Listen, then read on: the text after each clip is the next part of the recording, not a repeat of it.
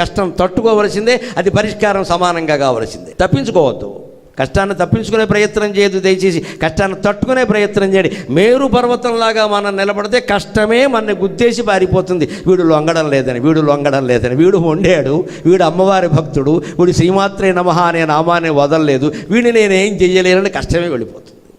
తట్టుకోవడం అంటే ఎంత, నువ్వేం పోరాడక్కలా పనిగట్టుకు నిలబడు. ఏం వచ్చినా సరే నీ సంధ్యావందనం మానకు, నీ వ్యవసాయం మానకు, నీ ఇంటి పని మానకు, వంట పని మానకు, ఏం మానకు. మనస్సులో శ్రీహరిని స్మరిస్తూ ఉండు, నీ పని నువ్వు చేస్తూ ఉండు. అన్ని కష్టాలు వాటంతరవే వెళ్ళిపోతాయి. పెద్ద సమస్య కాదు ఇక్కడ. అదే తట్టుకోవడం అంటే, ఎదిరించక్కలా.